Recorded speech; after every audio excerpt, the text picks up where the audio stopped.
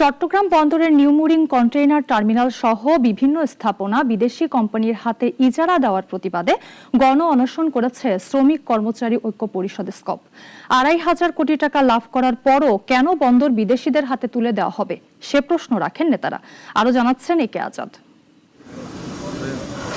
বিদেশিদের হাতে বন্দর ইজারা দেওয়ার প্রতিবাদে শুরুতে বিএনপি জামায়াত সহ বিভিন্ন রাজনৈতিক দলের সরব অবস্থান থাকলেও দৃশ্যত শ্রমিক কর্মচারী ঐক্য পরিষদ স্কপ এখনো আছে মাঠে।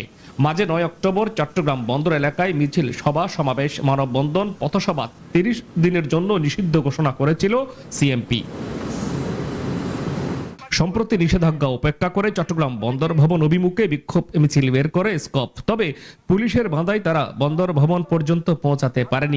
এদিকে অরাজনৈতিক সংগঠনটি ধারাবাহিক কর্মসূচির অংশ হিসেবে আজ চট্টগ্রাম প্রেস ক্লাবে গণ অনশনের আয়োজন করেছে। গণ অনশনে স্কপ নেতারা বলেন, বন্দর কারো ব্যক্তিগত সম্পদ নয়, বিদেশিদের হাতে দিয়ে দেওয়ার জন্য বন্দরের মাসুল বাড়ানো হয়েছে উল্লেখ করে তারা বলেন, কৌশলগত সম্পদ বিদেশিদের হাতে তুলে দেওয়ার ষড়যন্ত্র কোনোভাবেই মেনে নেওয়া হবে না।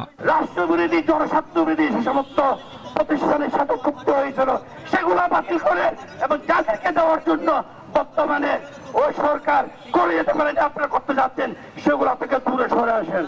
বিগত ফ্যাসিস্ট আওয়ামী লীগ সরকার যে উদ্যোগ গ্রহণ করেছে, বর্তমান ইন্টেরিয়াম গভর্নমেন্ট সেই উদ্যোগকে বাস্তবায়ন করার জন্য ওনারা সামনের দিকে এগিয়ে যাচ্ছে। স্বৈরাচারী সরকার এটা বিদেশের সাথে যে একটা চুক্তি করে গেছে সেটাকে বাস্তবায়ন করার জন্য উঠে লেগেছে।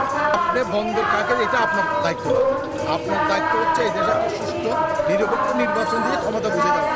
সরকার যদি অবিলম্বে এনসিটি লালদিয়ার চর ইজারা বাতিলের ঘোষণা না দেয় তাহলে হরতাল, অবরোধ সহ কঠোর কর্মসূচির হুঁশিয়ারি দেন স্কপ নেতারা। এদিকে বন্দর কর্মচারীদের ট্রেড ইউনিয়ন কার্যক্রমে বিধিনিষেধ আরোপ, বন্দরকে বিদেশিদের হাতে তুলে দেওয়ার প্রাক প্রস্তুতি এবং গভীর ষড়যন্ত্রের অংশ উল্লেখ করে বিবৃতি দিয়েছে চট্টগ্রাম নগর বিএনপি।